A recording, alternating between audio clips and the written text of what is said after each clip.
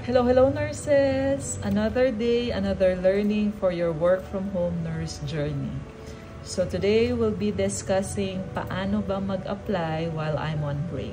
So I have another listahan here. So paano ba mag-apply and to start your work from home nurse journey? Of course, number 1. So, ano bang topics natin di-discuss? Mahaba. Char. Mga 4. Madami.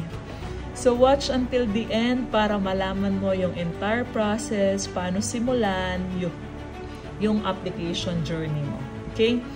So, number 1 is check the qualifications. Alam nyo na yan. Check my other videos for you to know the qualification kung pasok ba yung experience mo, yung work experience mo. Okay? Number 2 is send me a message para mag-guide kita kung paano simulan yung application journey mo.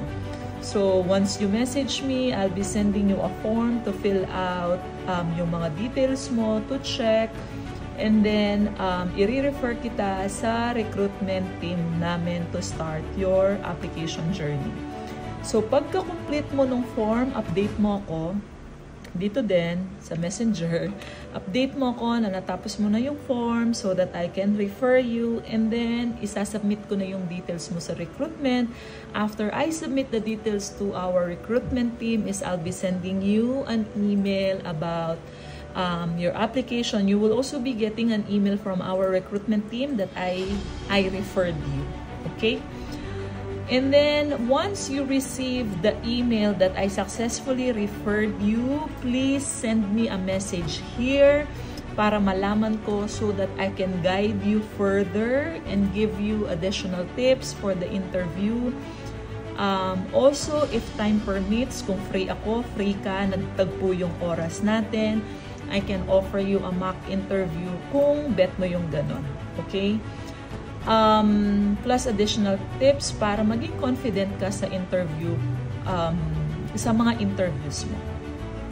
Next is, pag ready ka na, pero kung wala tayong time, sorry, mag-practice ka na lang, ha? Bibigyan kita ng mga details, ano yung mga ipapractice mong questions, tell me about yourself, mga ganon, para mag-practice ka muna before you join the bago ka sumabak sa gera, bago ka magpa-interview.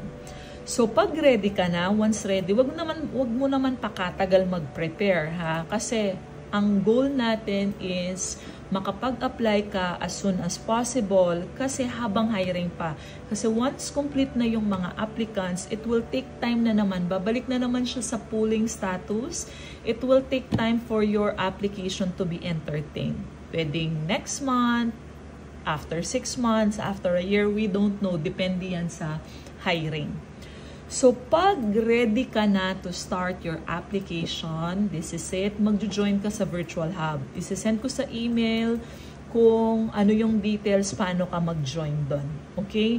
Mag-join ka na doon. Pag nag-join ka doon, you will let the recruiter know what role you are applying for. That I'm here. My name is John Caliente. I'm applying for a USRN role para ililipat nila kayo sa tamang room kung saan kayo i-interviewin. Okay? Again, hindi po on-site or they do not entertain walk-in applicants for nurses. All application will be done virtually. So, okay lang yan kahit nasaan ka pa sa Pinas. It will be done virtually. Okay?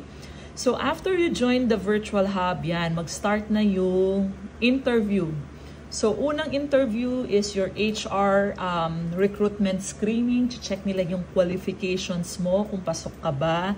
And then, as long as napapasa mo each step, mag-move on ka sa next step. It's either mag-move on ka or you will be getting an email na hindi ka magpo-proceed. So, ang goal natin, mag-move on ka sa next step. So, dapat prepare. Please be ready for this interview. Okay?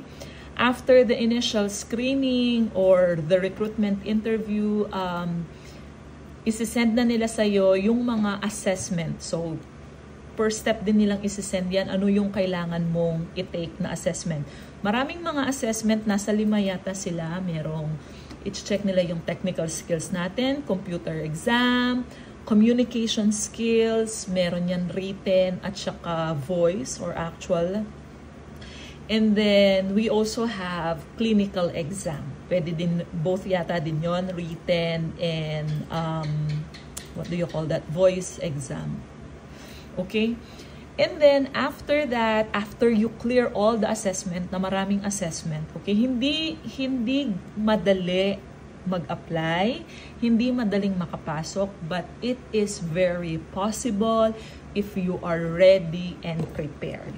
Okay, and I will help you along the way, don't worry. So after you clear all the assessment is you will go through the final interview. Final interview, usually panel interview to with the managers ng account na mapupuntahan mo and the supervisor. So they are checking your commitment here, pang long term ka ba o pang short term lang.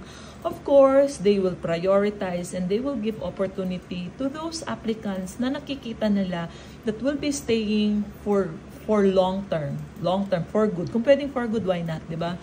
For good sa company. So, ibenta mo yung sarili mo na pang long term ka at hindi ka lang pang short term. Okay? Parang relasyon lang yan. Char. So, there. After your final interview, pag na-clear mo na lahat yon, this is it. Mabibigyan ka na ng job offer. So, sumakses ka na. Sumakses ka na sa lahat ng mga pinag-go through mong interview. Bibigyan ka nila ng job offer with the tentative date of your orientation date. At the same time, all the details na need mong i-complete. Maraming ipapakomplete sa'yo, lahat ng employment requirements, yung mga SSS number mo, pag-ibig, PhilHealth, and the likes. Plus, ipapaschedule ka na nila ng medical. Yung medical, sagot din ng company yon. Bibigyan ka lang nila ng list ng mga accredited clinics or hospital kung saan mo pwedeng gawin yung medical mo na malapit sa'yo. So, request, let them know kung saan yung province mo or city mo para request kung ano yung malapit na clinic sa'yo. Okay? So, once you completed the pre-employment requirement, of course, this is it, pansit, mag-orientation ka na. Sa orientation pa lang, day 1 pa lang, bayad ka na. Kahit mag-orientation, makikinig ka lang doon sa lahat ng company policy and the likes for i-orient ka lang. Virtual din yon. Sometimes, they'll ask you to go to site. It depends, okay?